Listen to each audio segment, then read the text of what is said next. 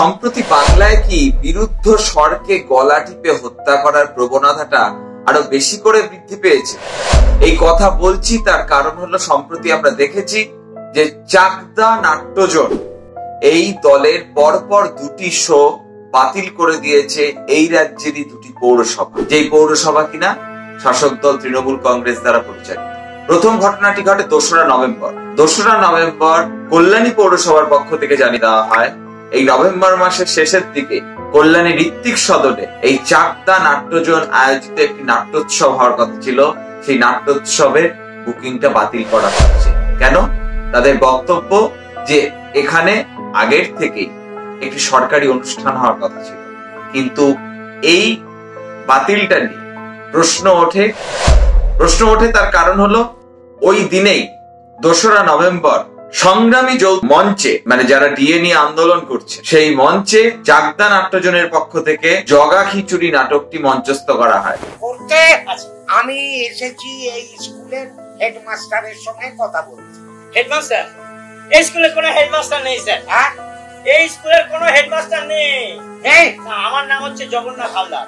গত 7-8 বছর ধরে এই স্কুলের একমাত্র শিক্ষক। যা বলা স্যার আপনি আমায় বলতে পারেন। বাকিগুলো বাকি কেউ নেই স্যার সব।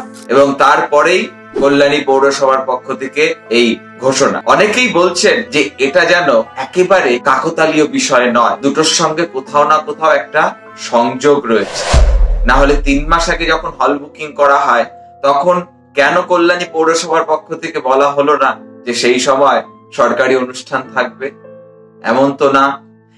এবং 4 দিনের একটি অনুষ্ঠান, সেটাকে পুরোপুরি ভাবে বাতিল করে দেওয়া হলো।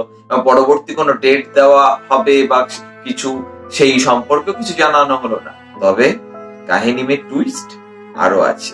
এরপরে আমরা দেখলাম যে এই কালী পুজো ভাইফোঁটার সময় আরেকটা খবর আসলো, সেটা হলো নবদ্বীপ পৌরসভা 23 জানুয়ারি 2024 সালে সেখানকার পৌরসভার নিয়ন্ত্রণে যে হলটি রয়েছে সেই হলে চাকদা নাট্যজনের ব্যারিকেড নাটকটি মঞ্চস্থ হওয়ার জন্য বুকিং করা ছিল। নবদ্বীপ পৌরসভার পক্ষ থেকে জানিয়ে দেওয়া হয় ওই দিন তারা হল দিতে পারবেন না।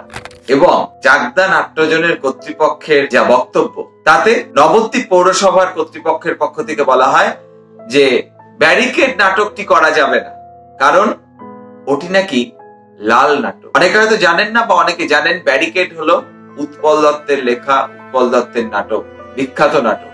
এবং এই ব্যারিকেড নাটকের নির্দেশক দেবেশ চট্টোপাধ্যায়। ব্যারিকেড নাটকটি দীর্ঘদিন ধরে বাংলার বিভিন্ন মঞ্চে মঞ্চস্থ হয়ে আসছে। এবার এই সমস্ত বিষয়টিকে দেখে অনেকেই বলছেন যে শাসকের রোষে সংস্কৃতি কি বারবার ক্ষতিগ্রস্ত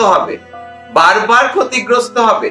এই প্রবণতা কিন্তু নতুন নয়। অনেকে মনে করিয়ে দিচ্ছেন যে বাম জমানার শেষ দিকে ঠিক একইভাবে উইঙ্কেল টুইঙ্কেল এবং অর্পিতা ঘোষের পশু খামার, এই দুটির প্রদর্শন কোথাও বন্ধ করে দেওয়া হয়েছিল।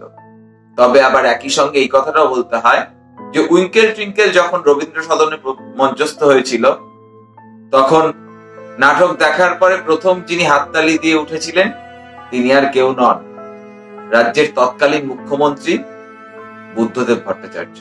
এবার বর্তমান সরকারের পক্ষে এই চাকদা নাট্যজনের শো বাতিল নিয়ে কোনো কথা কি বলা হয়েছে? না। তৃণমূলের একাধিক মুখপাত্রকে প্রশ্ন করা হয়েছিল, তারা বলেছেন ও তাই, এরকম কিছু হয়েছে নাকি? ও আচ্ছা, মানে যারা সবসময় যাদের মুখে খই ফোটে তারা এই ক্ষেত্রে বলেছে যে একটু খোঁজ খবর নিয়ে দেখতে হবে।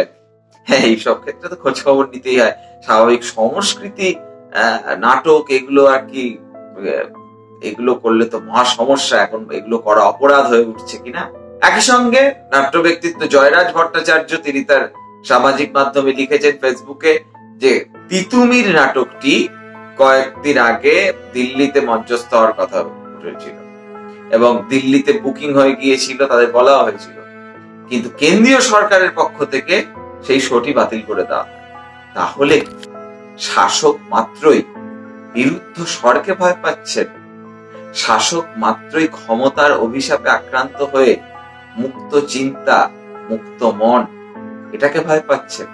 তবে এসব দেখে একটা বিষয় কিন্তু স্পষ্ট, নাটক এখনো অনেক কথা বলতে পারে, যে কথা হয়তো সমাজের তথাকথিত বুদ্ধিজীবীদের মুখেও উঠে আসে না, সেই কথা বলে দেয় নাটক। তাই নাটককে হয়তো অনেকেই ভয় করছে, এবং এই বিষয়টা নিয়ে চর্চা করতে গিয়ে মনে পড়ে যায় হীরক রাজার দেশের সেই অমুভুক নাটক হয়তো এখানে সেরকম ভাবেই কাজ করছে। কোন অমুভুক্তি বলুন তো? এরা যত বেশি পড়ে, তত বেশি জানে, তত কম মানে, ঠিক কিনা? যুগে যুগে হয়তো শাসকের চরিত্র একই থেকে যায়, পাল্টায় না। শাসক মাত্রই কি তবে বিরুদ্ধ স্বর্গে ভয় পাচ্ছে? প্রশ্নটা থাকলো, আপনাদের কি মনে হয় জানান কমেন্ট বক্সে। দেখতে থাকুন রূপক অর্থে। আর যদি এই ভিডিওটি আপনাদের ভালো লেগে থাকে তাহলে অবশ্যই লাইক করবেন, যদি খারাপ লেগে থাকে তাহলে ডিসলাইক করতেও দ্বিধাবোধ করবেন না। একই সঙ্গে সাবস্ক্রাইব করা না হয়ে থাকলে চ্যানেলটা সাবস্ক্রাইব করে দেবেন, বেল আইকনটা প্রেস করতে ভুলবেন না। দেখা হচ্ছে অন্য কোনো পর্বে।